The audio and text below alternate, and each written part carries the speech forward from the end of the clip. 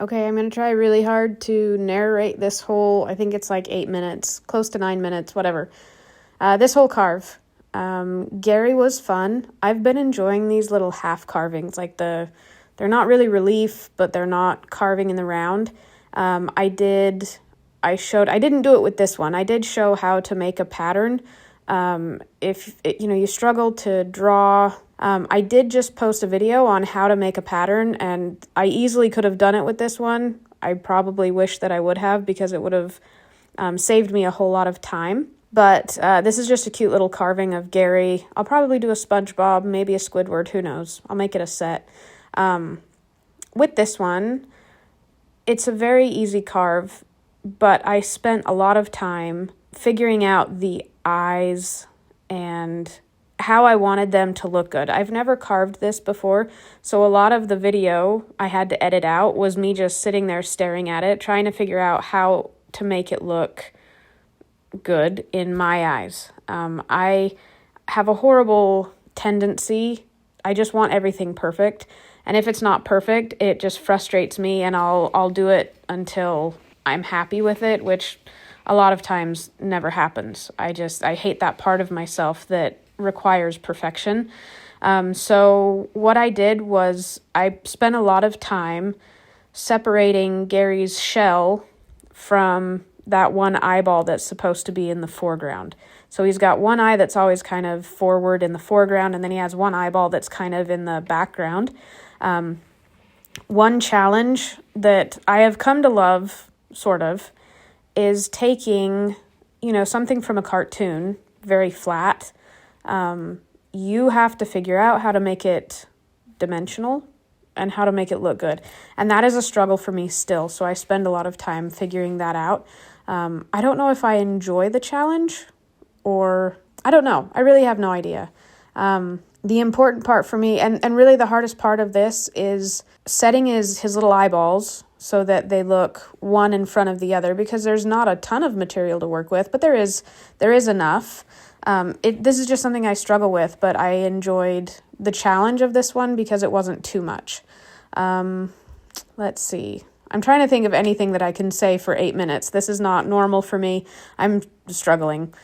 So, I don't know. I'm trying to remember what I did. It was a lot of fun. I did carve. So if you can see it sometimes as I'm moving the carving, I did draw myself a center line that goes, the most forward part is going to be the front of his shell.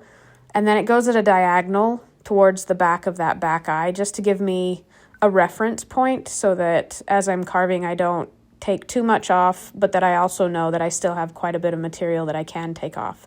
This is all stuff you just kind of learn as you're going, or things that I've learned as I'm going. This one was just a lot of fun. Another point that will also help give it really good definition is separating his shell from the slimy body part, the foot. I don't know what the anatomy of a snail is. I think it's called a foot. Correct me if I'm wrong.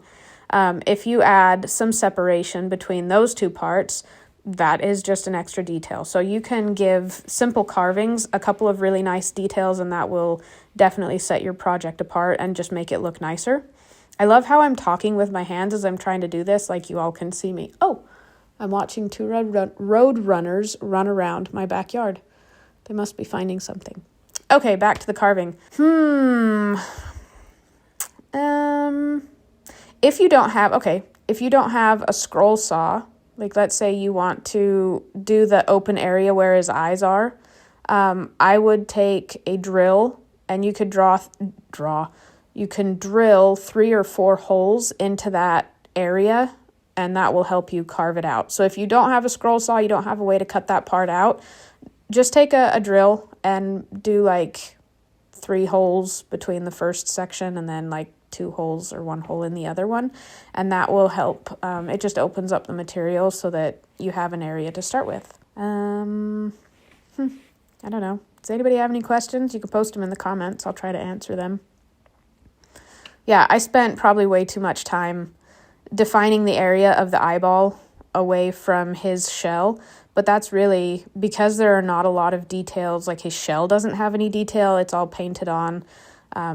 The only real places for detail carving are the eyeballs and then the area that separates the foot from the shell. And those couple of things will really make a huge difference on such a simple carving. I love how I'm talking with my hands as I'm trying to do this, like you all can see me. Oh, I'm watching two road runners run around my backyard.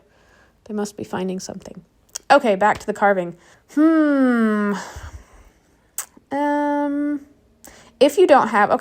you don't have a scroll saw, like let's say you want to do the open area where his eyes are, I would take a drill and you could you can drill 3 or 4 holes into that area, and that will help you carve it out. So if you don't have a scroll saw, you don't have a way to cut that part out, just take a drill and do like 3 holes between the first section and then like 2 holes or 1 hole in the other one, and that will help. It just opens up the material so that you have an area to start with. I don't know. Does anybody have any questions? You can post them in the comments. I'll try to answer them.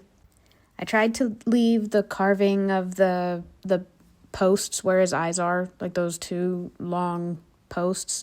I saved that for the last, or as close to the last as possible, just because, I mean, it is thinner, but it's still pretty strong. It's not like you're going to break them, but for some reason I always get really nervous when wood starts getting really skinny, for obvious reasons. Like, I mean, you can use glue and you can glue it back together, but ain't nobody got time for that. So I'll save cleaning up those areas until I'm pretty close to the end of the carving.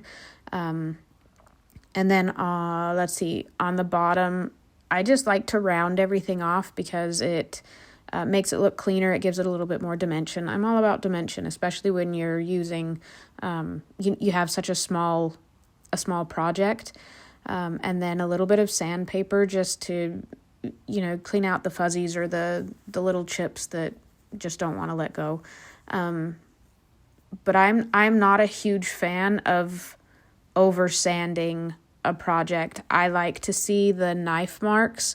I don't want my piece to be super smooth because it's a wood carving, and I think it makes it look a little bit more handmade if you can see all the knife marks. So I don't use sandpaper a lot. I'll just try to clean out little areas. But that's about it. So sandpaper is kind of a last resort, and it's a minimal application, not an over application. Once I had gotten to the end of the carving, and I was looking at it, initially I had gone with his eyes wide open like this. Like a lot of the time you see Gary, his eyeballs are just really big. And then as I was kind of going back and referencing some of the pictures, I did see like there was one really funny picture where his eyes, like he had eyelids even though he doesn't have eyelids. I love how, in cartoons you can just push the bar. But I saw him where he had, like, his eyes were half closed. He had these eyelids and, he looked kind of fed up with whatever was going on. And so after all was said and done and I was done recording, I went back and put eyelids on him because I thought it was funny. Anyway, if you liked this, don't forget to subscribe, share it, all that other good stuff.